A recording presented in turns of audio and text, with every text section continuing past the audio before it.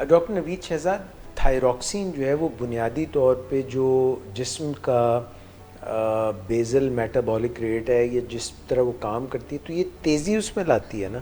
तो अगर हम रात के वक्त खाएंगे तो नींद जो है वो आने में कोई प्रॉब्लम हो सकती है? नहीं, इसका कोई ऐसा साइड इफ़ेक्ट अभी तक रिपोर्टेड नहीं है। अच्छा, ठीक है, आमतौर पे नहीं होता। और हमारे यहाँ क्योंकि मरीज़ को डोज भी प्रॉपर एडजस्टमेंट डोज के साथ हो तो फिर बिल्कुल नहीं होता। ये बेजल मेटाबॉलिक रेट को उस वक्त ज़्यादा करेगी आम रूटीन से। बेसिकली तो उसने नॉर्मलाइज करना है, बॉडी के सारे जो सिस्टम को एनर्जी एक्सपेंडिचर को नॉर्मल करना है।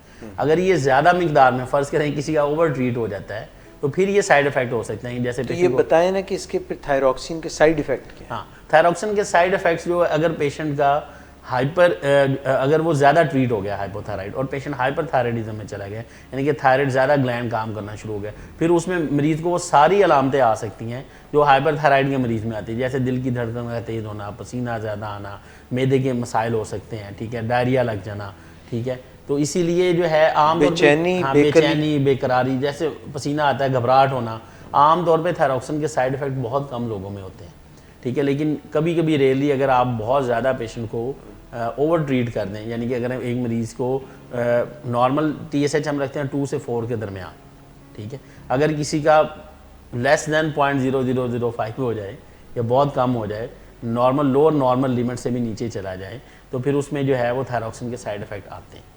अदरवाइज़ आम तौर पे मरीज़ों में कम है। डॉक्टर साहब, आपकी बात समझ नहीं आई कि थायरॉक्सिन आप देते हैं तो TSH कम क्यों हो जाता है?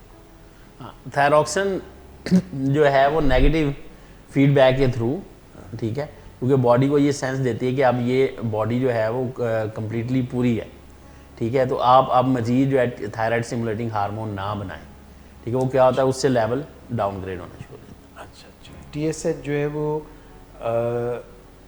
जब खारिज होता है तो वो थायराइड के हार्मोन को बढ़ाता है, उसको बैलेंस करता है ना, नॉर्मलाइज। अब नॉर्मल साइकिल क्या है कि दिमाग से सिग्नल आया, उसने थायराइड ग्लैंड को बताया कि TSH सिक्रीट करो, TSH सिक्रीट होगा तो वो आगे रतूबतें जो T3 और T4 को करेगा, ठीक है। अब होता ये है कि जब हाइपोथायराइड होता है, हाइपोथायराइड ये होता है कि ग्लैंड आगे रतूबतें नहीं बना रहा, तो वो क्या होता है, दिमाग से सिग्नल आई जा रहा है ब्रेन से, वो TSH बढ़ाते जा रहा है, लेकिन आगे वाले हार्मोन तो बन नहीं रहे, ठीक है। वो किसी भी वजूहात से, वो काफ़ी सारी हमने वजूहात डिस्कस की थी, उसकी वजह से। अब लाजमी बात है, जब आप बाहर से थायरॉक्सिन देंगे तो वो क्या करेगी, वो बॉडी वाली जो TSH जो बढ़ा रहा था उसको इनहिबिट करेगी।